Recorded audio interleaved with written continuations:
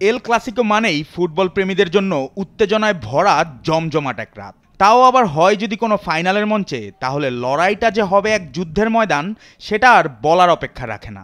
শিরোপা জয়ের লক্ষ্যে সৌদি আরবের জেদ্দায় কিং আবদুল্লাহ স্পোর্টস সিটি স্টেডিয়ামে বাংলাদেশ সময় রোববার রাত 1টায় মুখোমুখি হচ্ছে ফুটবলের দুই চিরপ্রতিদ্বন্দ্বী রিয়াল মাদ্রিদ ও বার্সেলোনা।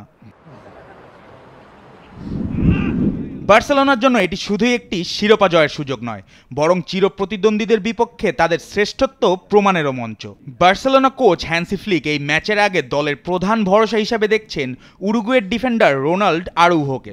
দীর্ঘদিনের হ্যামস্ট্রিং ইনজুরি কাটিয়ে দলে ফিরে আসা আরাউহোর ফিটনেস ও মানসিক দৃঢ়তা নিয়ে কোচ বেশ সন্তুষ্ট।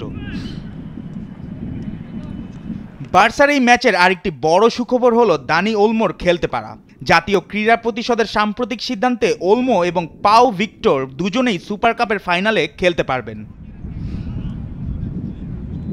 বার্সেলোনার খেলায় সম্প্রতি কিছুটা দুর্বলতা থাকলেও ফাইনালে দলটি যে কোনো প্রতিপক্ষকেই বিধ্বস্ত করতে পারে। গেল বছর লা লিগায় প্রথম এল ক্লাসিকোতে তাদের নিখুঁত অফসাইড ট্র্যাপ এবং পাল্টা আক্রমণ রিয়ালের রক্ষণকে ছিন্ন বিচ্ছিন্ন করেছিল। তবে কিছু ম্যাচে বার্সার আক্রমণ ভাগ ততটা কার্যকর ছিল না এবং রক্ষণেও কিছুটা দুর্বলতা প্রকাশ পেয়েছে। এবার বার্সেলোনার সামনে বড় চ্যালেঞ্জ হবে পুরানো সেই ছন্দ ফিরে পাওয়া। অন্যদিকে ছাড় দিবে না রিয়াল মাদ্রিদও। আক্রমণ ভাগ সামলানোর মূল দায়িত্বে থাকবে ভিনিসিয়াস জুনিয়র, রদ্রিগো, এমবাপ্পে এবং জুড বেলিংহামের মতো তারকারা। রিয়ালের জন্য এই ম্যাচ প্রতিশোধের সুযোগ। গেলবার নিজেদের মাঠ সান্তিয়াগো বার্নাবুতে বার্সেলোনার কাছে 4-0 গোলে বিধ্বস্ত হয়েছিল তারা। সেই লজ্জা ভুলে এবার শিরোপা জিতে মর্যাদা রক্ষার মিশনে নামছে আনচেলত্তি শিবির।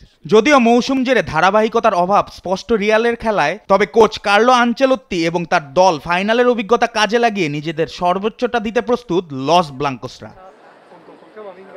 রিয়াল বার্সার এই লড়াই দেখতে মুখিয়ে আছে ফুটবল বিশ্ব। দু দলের পারফরমেন্সে আরও একবার মুগ্ধ হবেন ফুটবল বিশ্ব, এমন প্রত্যাশাই ভক্তদের। তবে শেষ হাসি কে হাসবে তা এখন সময়ের অপেক্ষা। জুবায়ের নূর, স্পোর্টস ডেস্ক, দেশ টিভি।